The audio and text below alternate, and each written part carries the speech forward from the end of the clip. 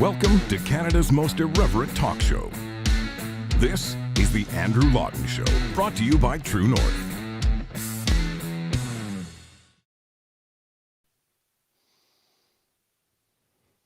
Hello and welcome to you all, Canada's most irreverent talk show here, the Andrew Lawton Show on True North, 4:02 Eastern Time, a point that is as meaningless as it comes if you're listening after the fact on podcast. But know that that's what time it is right now if you want to get a little bit of context in the show. So if, the whole world goes to hell in a handbasket at, 4:47, you'll know that I wasn't just not reporting the story. It had not happened yet by the time this show went to air, but we are, as we try to be more often than not, live, and we're going to have Lorne Gunter, the fantastic Alberta institution, the legend of a man, the columnist, with us to talk about the column of his that the Trudeau government literally wanted censored from social media. So that's something that will be coming up very shortly. And I also want to talk a little bit later on about some other odds and ends, some bits and pieces, some potpourri, as they say. But I have to start with a bit of a first world problem here, because I always like to fancy myself a man of the people. And like all men of the people, I have an espresso machine in my home, which I was cutting it very close and almost missed the beginning of the show because I had an espresso extraction incident, which is to say the machine ran out of water as I was trying to extract the espresso shot, which makes for a bit of a bitter, some might even say, is the proper word astringent taste to the espresso, but I nonetheless am plowing ahead, and like most people in this country, I'm settling for crappy coffee right now because that is what I ended up making for myself. But I think I have enough energy to get through the next little while here. I want to talk about the crime wave that we're seeing in Canada, and I want to just preface that by saying a lot of the times news coverage of crime does not actually equate to bona fide crime statistics. So sometimes there are periods where we perceive that crime is more rampant, but it's actually that it's being covered more or we're noticing it more. The problem with a lot of official statistics is that they are very much lagging indicators. By the time we get the data to substantiate what we've seen, it's years later. So I think in the meantime, we have to defer to people's experiences to some extent, and we have to look around and see what it is that's actually going on around us in the world here. And I don't think few people, well, let me take a step back. Most honest, real people, I'm not talking about dyed-in-the-wool partisans, but real people are looking around and seeing crime, maybe not at record levels, but certainly at significant levels, and certainly higher than it's ever been in recent years. You talk to, in pretty much any city in this country, someone who owns a business in a downtown area or in an area that is often replete with drug use or gang violence, and they're going to tell you exactly what they're seeing. You've got businesses shuttering because they cannot deal with what's happening there, either for public safety reasons or even just for insurance reasons. And there was an interesting study that came out that, to be honest, the headline didn't really do justice. The headline in a CTV story, polls suggest Canadians feel less safe than they did before the COVID-19 pandemic hit. Now, when I first saw that headline, I assumed it was a column about the COVID worry warts. I assumed that it was about people that just believe they need their 17 N95 masks to walk down an outdoor street. And I was about to do a segment about just the brokenness of humanity right now. And then I read the story, I read the study it was talking about, and realized, okay, this isn't actually about COVID safety, it's about crime, and just people sort of comparing where they are now and where they feel their communities are now with where they were 3 years ago, which is when, for the last time people were actually able to walk out and about and see their communities and allowed to leave their homes and all that. And if you look at these numbers here, it's very stark. So 32% of those surveyed, and it's a poll, so take it with a grain of salt, say that crime has gotten much worse in the last 3 years. 32% say it's a little worse. So combined, I'm no math expert, that's 64%, which is just shy of 2/3, who would say crime and violence have gotten worse than the last 3 years would suggest it was at the beginning of that time. And that is quite significant when you've got 2/3 of people saying that they think the country is significantly less safe then, 3 years is not a long period of time. We're not talking about people saying, yeah, when I was a kid, it was better. We're talking about people saying, 3 years ago, life felt safer, the world felt safer, the country felt safer than it does today. And again, just for context, a quarter of the people said it didn't change, 8% said they don't know, 2% said things are better. So the 2% are probably the ones that are out on bail that think things are all hunky-dory right now. And just to give you some stories from the last week alone. Here's one from Calgary. Man may seek bail after being accused of drugging and raping Calgary sex workers. Here's another story from just this morning. 17-year-old dead after stabbing on bus in Surrey, British Columbia. Here's one from yesterday. Woman brought back to Canada from ISIS camps released on bail. Now, I believe in balance. I believe in telling the other side of the story. Not everyone is getting out on bail. Some people are languishing behind bars indefinitely, like, for example, Pastor Derek Reimer. He had the grave, vile offense of protesting a drag show. He wasn't in an ISIS camp. He was not killing someone on a bus. He was not drugging and raping sex workers. He did something much worse. He actually said, you should stay away from our children if you're trying to sexualize them. And he remains behind bars while the lawyers are trying to get around to scheduling a bail hearing. So, like I said, not everyone is getting out on bail. If you are a pastor that doesn't like drag shows, you are still behind bars. But if you are a former ISIS alum, well, I guess alums are all former. If you're an ISIS alum, you get out on bail. You have a case for bail if you are going after sex workers. And if you stab someone on a bus, you probably won't get bail there. But it's interesting if you look at a lot of the other stories of that ilk in recent months and find how frequent it is to see the line in the police press release that said this was an offender that was released out on bail.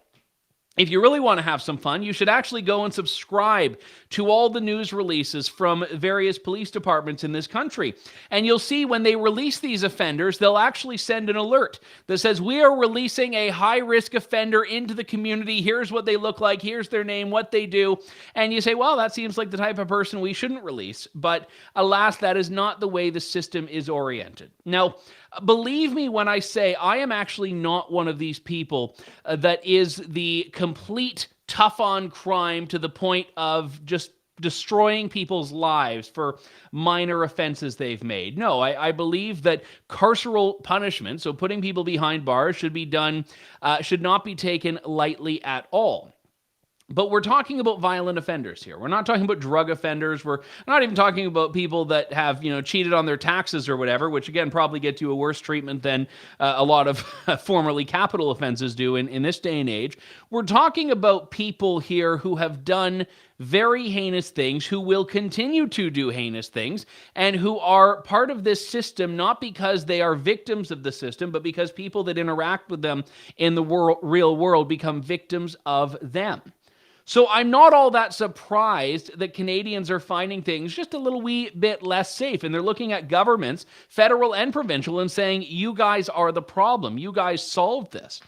There was one, just a side of a story here to bring up, that the surge in suicidal and threatening calls to CRA call centers during the pandemic was observed. So people who work at the Canada Revenue Agency, again, not a department that I have much use for, but the people there are saying they've had more threatening calls in the pandemic. They've had more suicidal calls. And I don't know, maybe people think if they just threaten suicide, they'll get a break on their taxes or whatever. But the thing there that I take from this is that government has presided over a breaking of society in the last few years. Government has pushed people to the brink. And I'm not saying it's Justin Trudeau's fault that someone wants to stab someone on a bus. I'm not saying it's Justin Trudeau's fault that someone wants to kill themselves or tell a CRA worker they're wanting to kill themselves. But I do think government policies in aggregate, on the whole, have made things worse for so many people in this country.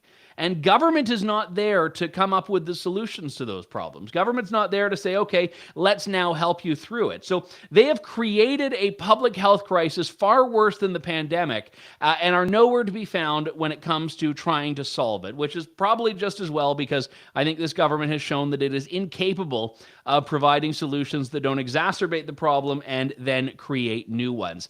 And such is, here's for a subtle segue here, the case of the government's internet regulation, where again, they are creating solutions in search of a problem that doesn't exist. And if you want to get a little bit of a glimpse of what the government regulated internet space is going to look like, you needn't look further than what happened to a good friend of True North's and of basically anyone who's picked up a newspaper in Alberta over the last many years, Lorne Gunter. This is a columnist who I actually have not had on this show. I had him on my old radio show a couple of times. But Lorne Gunter dared to criticize the Canadian government's approach to refugees and immigration more broadly. And this was something that I guess the government didn't like. So what the government did is tried to get this thing pulled from social media. There's a record of government trying to get this whole column taken off of Facebook and Twitter. And we didn't learn in the initial stories what article they were talking about, but thankfully Lorne Gunter agreed to out himself here, and he joins us now. Lorne, what have you done? Well, I've added some specifics to a non-specific item that the government admitted to in a parliamentary question. There was a conservative MP asked the Liberals to give some examples of efforts they'd made to have internet content controlled prior to their bill C11, which still has not yet been proclaimed, but will become law very soon. And so there was a whole list came back, 180 pages, some with one or two items on them. And one, it says an unspecified newspaper column about the Immigration and Refugee Board. Director of Communications asked Facebook and Twitter to remove links to this item from their platforms. And so I knew who it was when I was shown it by editors. And it was a piece that I'd written in September of 2021. I'd come into possession of a confidential internal document that the IRB had, that the chairman had drafted and was circulating among staff and professionals, that said, we are now going to try and make it much easier for refugees to stay in Canada. Prior to this policy that had not yet been introduced at that time, was just being debated. But prior to that, you had to show that you were under threat of torture or death if you were sent back to your home country. You had to show that you were, you're in grave personal danger, or you had to prove that you met the United Nations criteria for what a legal refugee was.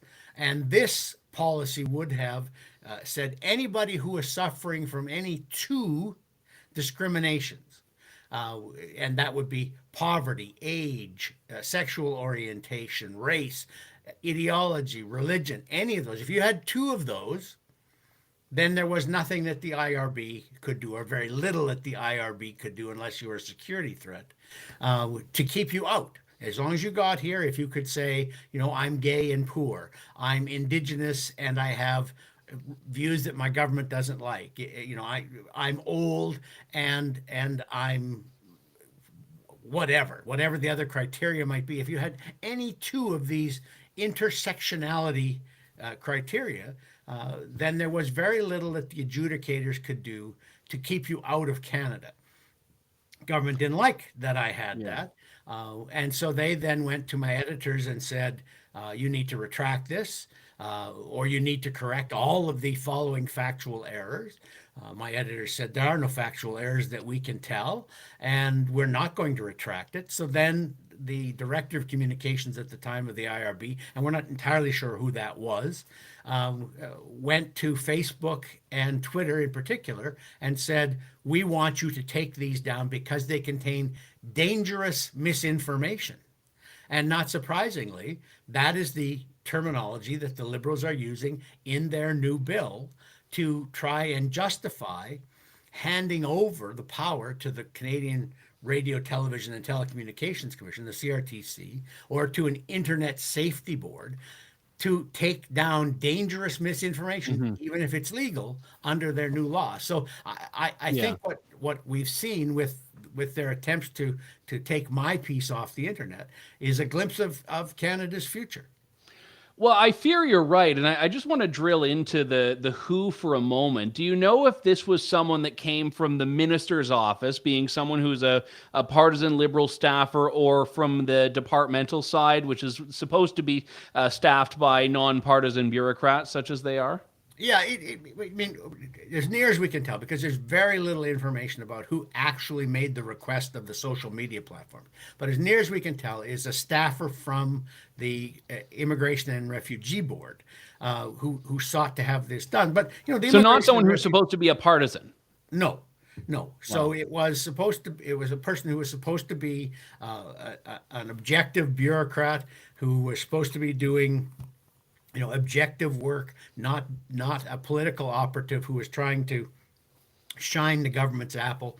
But from 2015 on, the Liberals had been going out of their way to appoint people who are ideologically friendly to their view of increasing immigration to places on the IRB. So the people, the permanent staffers at the IRB and the political appointees would have known on what side their bread was buttered. But they probably also would have ideologically agreed largely with the Liberals' efforts to increase. At this point, it seems funny now to consider this, but I said this is kind of outrageous because the Liberals are trying to, in one fell swoop, increase immigration to Canada, newcomers to Canada, from 300,000 a year to 400,000 a year. Well, now they've blown well past 400,000 a year. But at the time, they were trying to increase immigration by a third.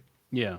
By using these tactics that were never going to be debated in Parliament, by increasing the criteria, by greatly expanding the ways you could claim refugee status in Canada. And they didn't like that. But it's funny because they said, well, this article is full of mistakes and misinformation. But I quoted enough of this internal document that they must have known I had the original. And this was, I mean, I remember the column. It was reporting. It wasn't just you sort of going on about some opinion or some theoretical thing. You had the document. They would have known that document existed. Yeah, they would have. And it was put out by the chairman of the board at the time, Richard Wex. And so they were just, they were embarrassed that it had been found out before it could become policy and make a political problem for the government. And that's, to me, that's the really troubling part, is it because it was embarrassing to them, not because it was factually incorrect, not because I was inciting riots, not because I had done something illegal, but because it was embarrassing to the government. They got caught trying to sneak through a major change to immigration and refugee policy. They wanted it pulled down. And they used the cover of dangerous misinformation to try and make that happen. Now imagine, so they go to Facebook, they go to Twitter, both of whom said, no, there's nothing wrong about this. This isn't misinformation necessarily. It's fair comment. But now imagine if under Bill C-11, the government hands the power to take those things down to the CRTC, which is full of government appointees, or even worse, to a board of internet safety, which is all government appointees. And they say, it doesn't have to be illegal for you to take it down. If you think that this is dangerous misinformation, you, the safety board or the CRTC, have the power under this new law to start deciding what can and cannot be posted on the internet. And that really frightens me. Well, it should. And I would point out to people here that in this case, the social media companies didn't take what I would say is a particularly principled free speech view. They didn't defend your reporting. They just said, listen, your fight's not with us, it's with the Calgary Sun. It's not our original content was the line, which, as far as social media platforms go, I think that's a win. They just said to the government, we're not interested in playing this game. But you look at now, as you've alluded to, Lorne, the policies that are coming down the pipeline, which would threaten social media companies with very steep fines if they don't take down content that's identified as being being wrong in one of the several categories. And interestingly enough, I was just at a seminar about this. And if you look at the categories, they include misinformation in the same bundle as hate speech and child pornography. So they're using online harm laws that are intended for child pornography to go after quote unquote misinformation. Well, and they have a very wide, very broad definition of what constitute hate speech. When I first started covering hate speech, which would be back in the late 90s, you had to convince a court that under a very narrow definition that was set out by the Supreme Court, the speech that was published or broadcast had been hateful, according to some very narrow definitions. Now, really, hate is in the ear of the hearer. It's not in the mouth of the speaker. So if you say something that the most sensitive activist in a ideological cause thinks is hateful, then it's hateful. And that's what I worry about too, is that, child pornography, fine.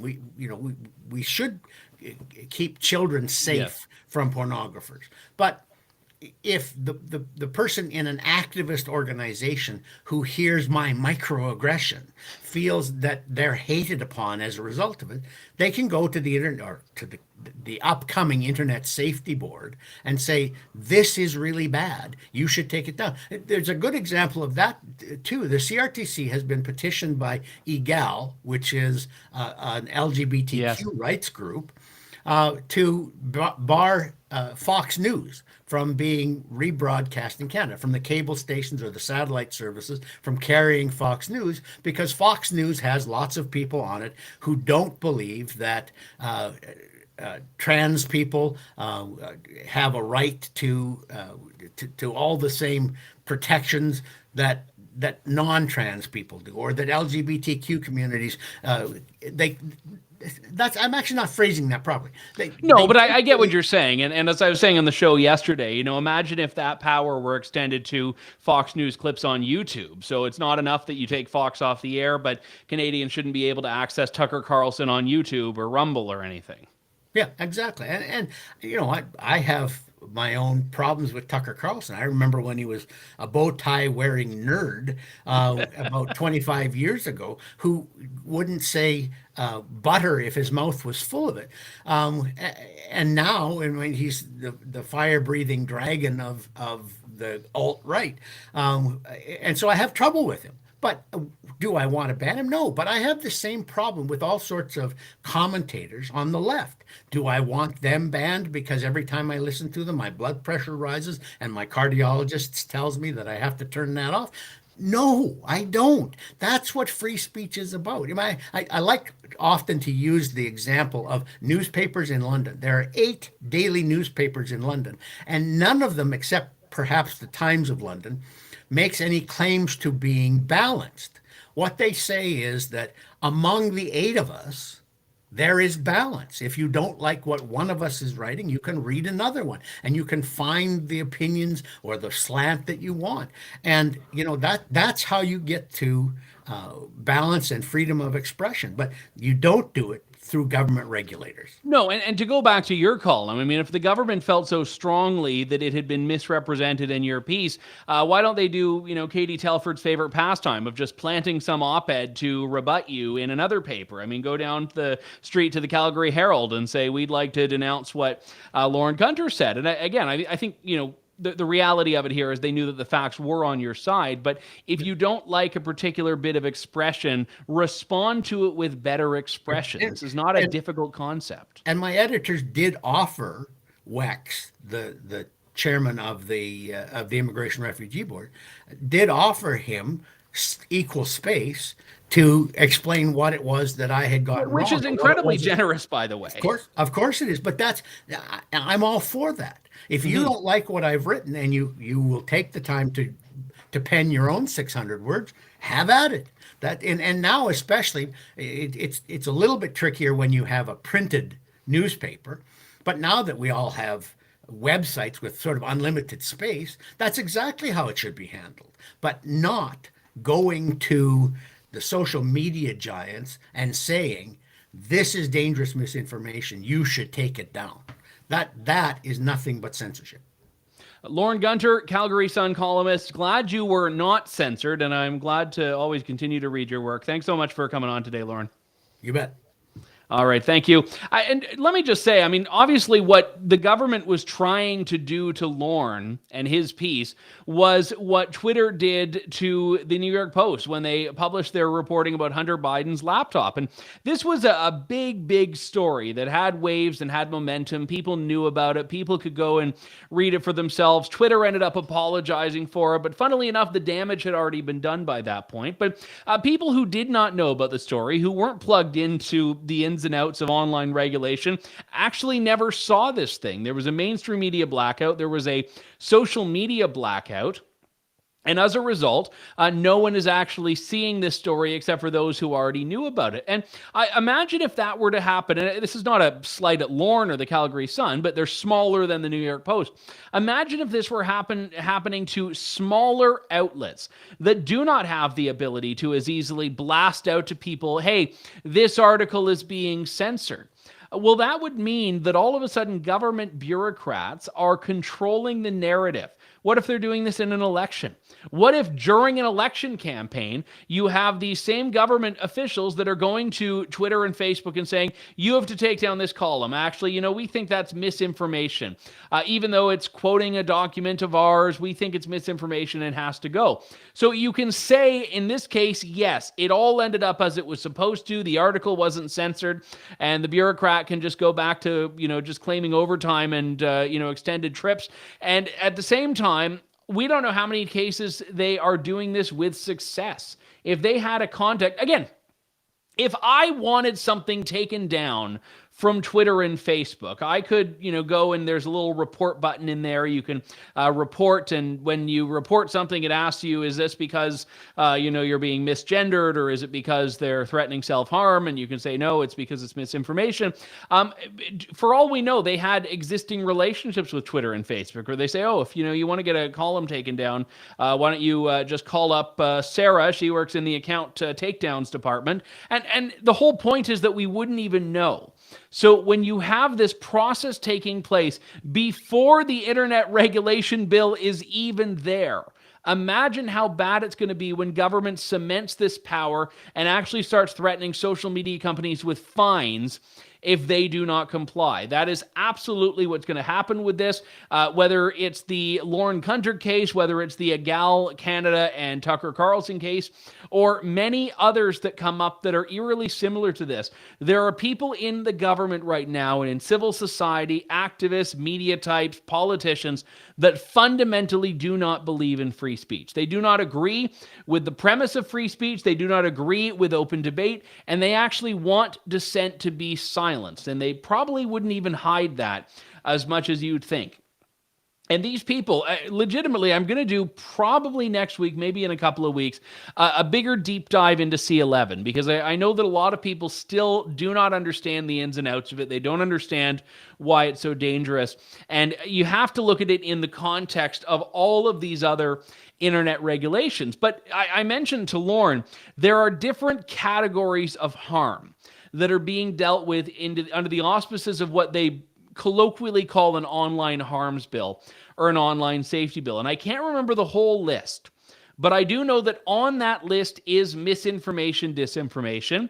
On that list is hate speech. And on that list is child sexual exploitation, CSEM they call it. Child sexual exploitation materials, I believe.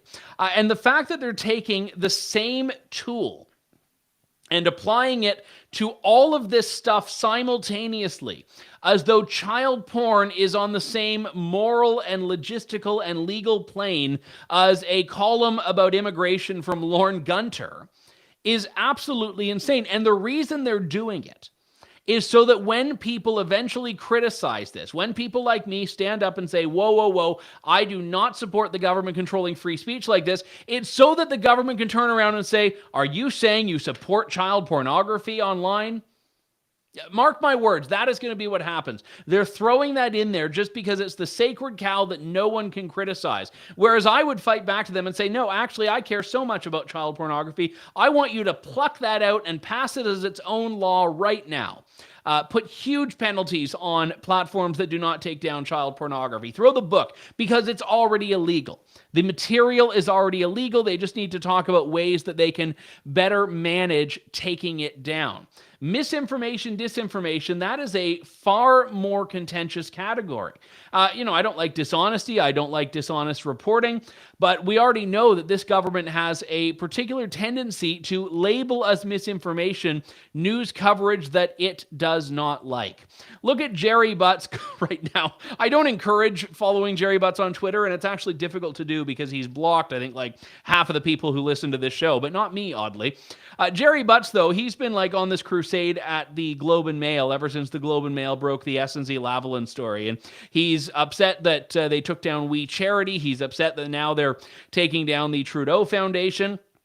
The entire board of directors for the Trudeau Foundation resigned this week, and Jerry Butts is basically saying it's the media's fault, not the fault of those who decided they wanted to take a big fat check from the Chinese Politburo via a prominent, connected businessman of sorts. But nevertheless, I want to thank you all for tuning in to the show today. Just very briefly here, I'm not one of these huge AI junkies. I've talked about it in the past on the show. It was a bit of a novelty when it came out, and you could actually type in and have these like conversations with the AI chatbot. And the reason I will have a conversation with the AI chatbot is because the AI chatbot actually is interested in listening to me speak, which not everyone is for some reason. But the thing about this is that like it's actually not as crazy as some people think. And, like when you're reading it, for example, I told it to tell me a joke, and I picked 3 like very random things. I think I said, tell me a joke about a Lynx, a MacBook, and a slipper, or something stupid like that. And the joke it gave me was so stupid you'd think the Prime Minister said it at a press conference. It was just completely nonsensical, and it wasn't particularly funny in any meaningful way. And I said, if I were a comedian, I would be incredibly happy right now with the fact that AI is not sufficiently funny to displace me from being able to perform. Now, I should say a lot of modern comedians aren't particularly funny either, so maybe AI is just going based off of what's already out there. But the AI thing is not as ascendant as people would like to believe.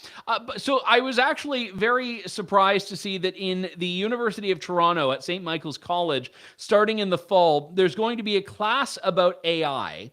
But the class is going to be conducted by AI. So it has like a professor who's designed it, but they're using research prompts and assignments and materials that have been curated by artificial intelligence. So I don't know if this is going to work out or not. I mean, if the professor succeeds, then I guess he can just get fired because he'll have proven that the AI could do his job better than he did. So it's just like a very meta Inception-like thing. The St. Mike's to offer an experimental course taught by AI. So even your university degrees now are being taught by this computer that is supposed to be smarter than you and will eventually take over from us, but we're okay letting it happen. So I think it's a bit of a novelty. I'm not one of these people that like thinks, oh, the cell phone, that's never going to catch on. No, I like technology, I like innovation, I like development.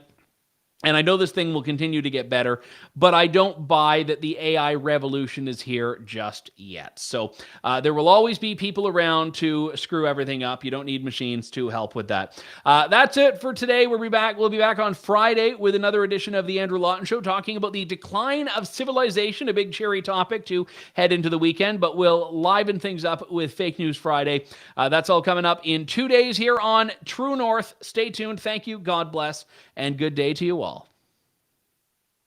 Thanks for listening to The Andrew Lawton Show.